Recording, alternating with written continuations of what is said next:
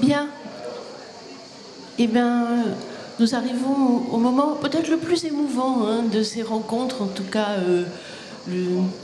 un moment auquel nous sommes tous très très attachés. On reçoit beaucoup de copies, des copies magnifiques. Je veux dire, le jury, Étienne en parlerait mieux que moi. Étienne Klein, président du jury. On reçoit des copies incroyables, magnifiques. On en a reçu 70 cette année, donc ça a été un peu un déchirement de devoir en éliminer certaines. C'est vrai que nous avons fait ressortir 3 lauréats particulièrement talentueux, et avec à la fois sur le fond et sur la forme, c'est-à-dire avec quelque chose de très... qui nous a emportés, qui nous a permis d'aller plus loin. Tout à l'heure, on parlait du futur, qui nous a permis d'aller plus loin et d'espérer dans l'avenir. Alors donc, je suis très très heureuse d'appeler ces lauréats. Et alors, Monsieur Étienne de l'Étoile. Voilà.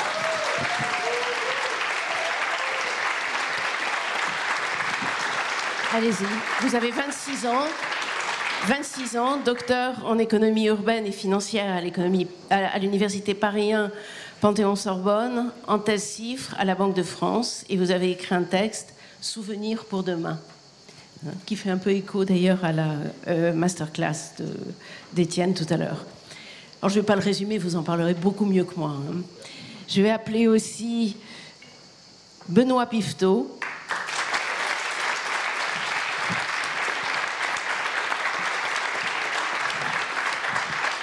Alors, bravo Benoît, 25 ans, ingénieur diplômé d'arts et métiers Paris Tech, data scientist chez CNP Assurance, et vous avez écrit donc une contribution qui s'intitule La grande déconnexion, c'est ça? Et donc on vous écoutera vous aussi. Et puis, Naël Vernier, 23 ans.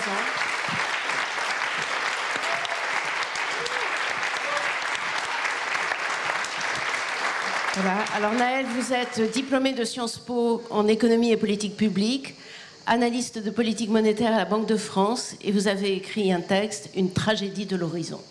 Donc bravo à tous les trois, on est vraiment très heureux de vous avoir avec nous, et on va vous donner la parole quelques instants à chacun pour présenter votre texte. Alors la parole, allez, l'honneur aux femmes. Bonjour à tous, merci beaucoup pour cette opportunité. Naël Vernier, analyste de politique monétaire à la Banque de France, où je travaille particulièrement sur la prise en compte du changement climatique dans la politique monétaire. Cette prise en compte repose sur 2 piliers, l'adaptation de la politique monétaire au risque climatique et également l'adaptation de la politique monétaire pour mieux accompagner la transition et son financement dont on a parlé tout à l'heure. Dans ma contribution à la parole au 18-28, j'évoque justement le changement climatique sous la forme d'une opérette. C'est un format inspiré de l'œuvre de l'ethnologue et résistante française Germaine Tillon. Germaine Tillon, lorsqu'elle était détenue au camp de concentration de Ravensbrück, a écrit pour ses co-détenus une opérette qui décrivait leurs conditions de survie du point de vue d'un naturaliste qui aurait découvert une nouvelle espèce. C'était une opérette pour rire et s'extirper un instant de leur quotidien, mais également pour imaginer un futur meilleur que celui auquel elles semblaient destinées. Et j'ai donc repris et adapté le format de cette œuvre qui m'a marquée pour évoquer l'urgence de l'action climatique. Mon opérette met en scène une expérimentation par un épidémiologiste en 2050. Cet épidémiologiste compare la réaction d'un groupe d'Homo economicus à la crise climatique par rapport à sa réaction à la crise sanitaire 30 ans plus tôt.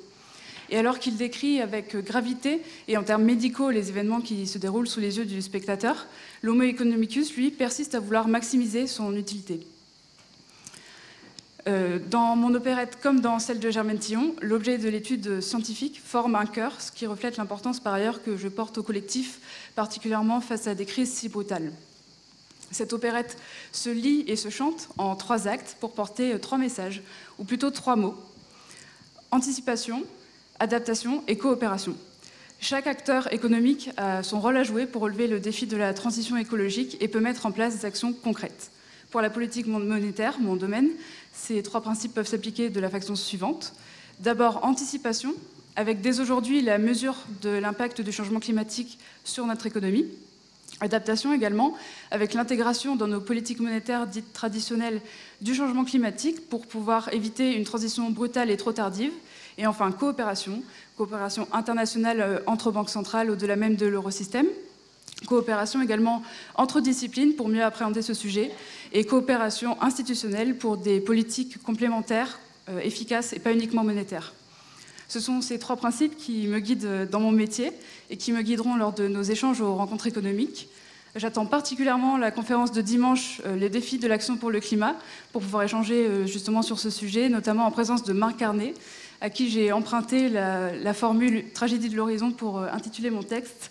Une formule qui souligne le besoin de résister, mais surtout d'agir aujourd'hui pour réinventer demain.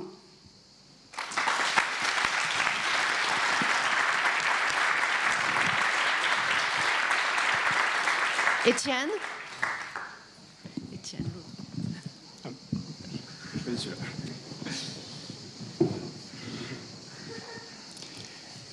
Bonjour et merci de me laisser cette opportunité de m'exprimer. Donc, je suis Étienne de l'Étoile, doctorant, pas encore docteur, en économie urbaine à Paris 1. Et en parallèle, je suis data scientist à la Banque de France, dans le service d'intelligence artificielle. Donc, je suis assez sensible aux enjeux d'innovation et de prospective. Avant la data science, j'ai une formation en sciences sociales, et notamment en histoire, ce qui m'a appris à essayer de croiser les regards sur l'actualité en tentant de prendre du recul. Et c'est comme ça que j'ai décidé d'aborder le thème donc, qui parlait de l'avenir par l'angle des souvenirs, donc souvenirs pour demain, où se mêlent intimité et histoire collective. Ma contribution débute avec la dernière page d'un homme au soir de sa vie, Claude Rouvier, en mars 2021. Et il fait le bilan de son existence et imagine ce qui se dessine pour ceux qui vont rester après lui. En pariant notamment sur une évolution du système monétaire international qui permette aux pays en développement de sortir d'une logique extractiviste et une réflexion collective autour de la place du travail productif dans notre société. Et donc,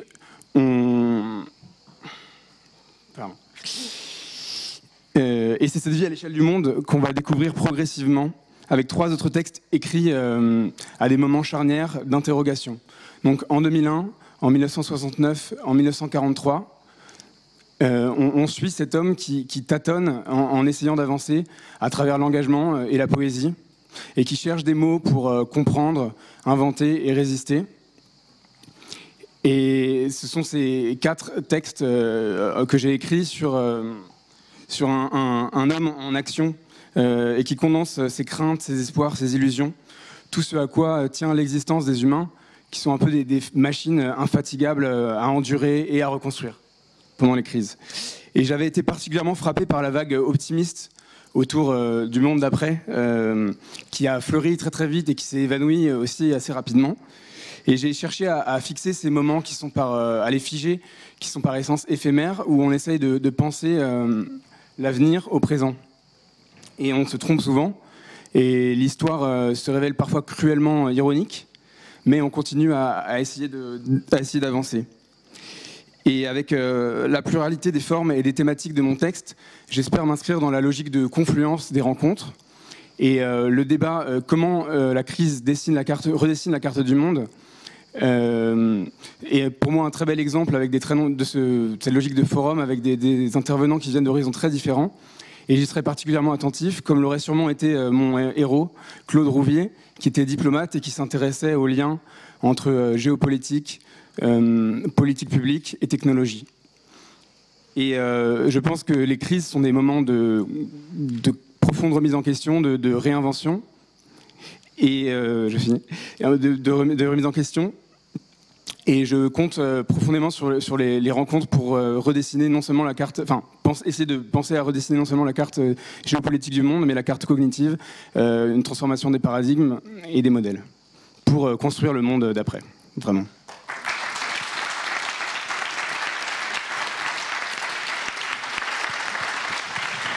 Et Benoît. Bonjour à tous, merci de me donner l'occasion de m'exprimer aujourd'hui devant vous. Donc, je suis Benoît Piveteau, data scientist chez CNP Assurance. Je suis particulièrement intéressé par les questions de transformation sociétale et économique engendrées par l'apparition de nouvelles technologies telles que la robotique ou l'intelligence artificielle. J'ai souhaité écrire sur ce thème pour ma contribution à la parole au 18-28 cette année, car le Covid et la crise que nous avons traversée a été un catalyseur de disruption qui traversait déjà nos sociétés précédemment. La convergence de questionnements profonds sur la place du travail, l'épanouissement personnel dans l'emploi, mais aussi la délocalisation ou encore l'automatisation des tâches, a nourri ma réflexion dans l'élaboration de mon essai. Les conséquences sociales et politiques de ces interrogations sont aujourd'hui nombreuses et elles donnent naissance à des débats de société, du revenu universel à la taxe sur les robots, du protectionnisme économique à la responsabilité sociale et environnementale des entreprises. J'ai voulu développer ma participation à la parole au 18-28 sous la forme d'un journal intime d'un ancien radiologue qui est aujourd'hui remplacé par une intelligence artificielle. Ce récit décrit une société divisée entre les gagnants de la transformation numérique, libres de s'adonner à leurs loisirs, et les autres, contraints de travailler dans les quelques emplois encore non automatisables. Ce monde est subitement frappé par une cyberpandémie, provoquant l'arrêt des systèmes numériques et remettant le travail au cœur de la vie de tous. Avec un rythme et une intensité montant progressivement, à l'image des premiers mois de la pandémie de Covid-19 que nous avons vécu en Europe.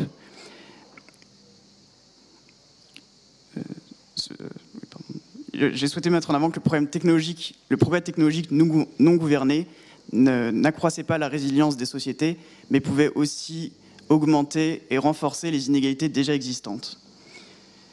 Il est nécessaire aujourd'hui, à mon sens, de réfléchir à une gouvernance saine et raisonnée des technologies pour discerner les applications à promouvoir, celles à encadrer, mais aussi pour accompagner les plus fragiles face aux transformations induites.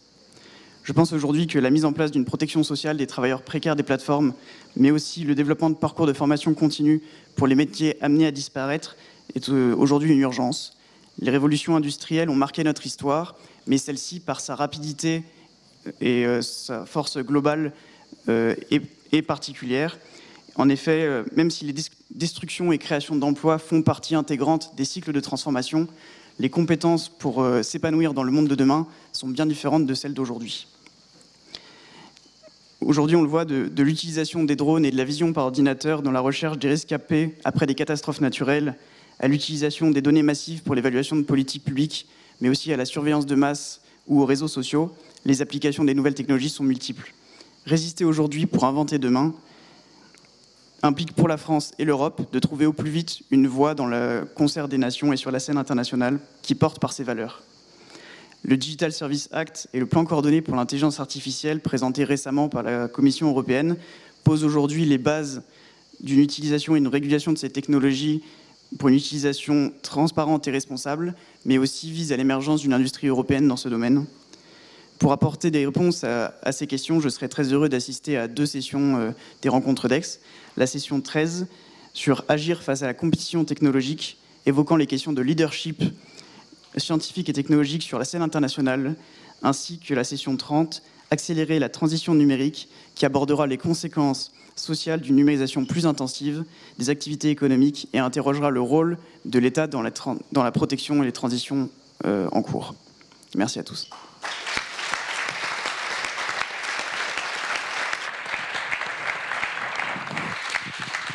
Merci à tous les trois pour cette présentation. J'incite tous à lire ce petit livret dans lequel vous allez trouver les copies, plus des copies coup de cœur, plus des extraits qu'on a trouvés formidables, des copies qu'on n'a pas pu donc récompenser. Et puis j'appelle Étienne Klein à remettre les prix.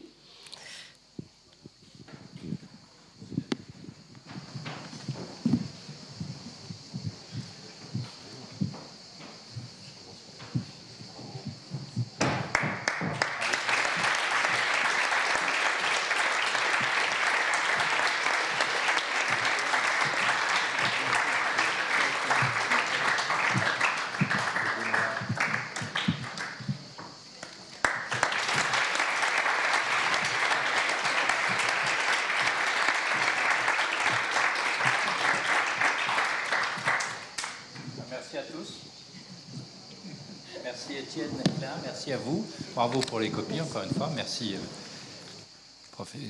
l'invitation. Et puis merci Françoise. Merci à vous tous d'être là.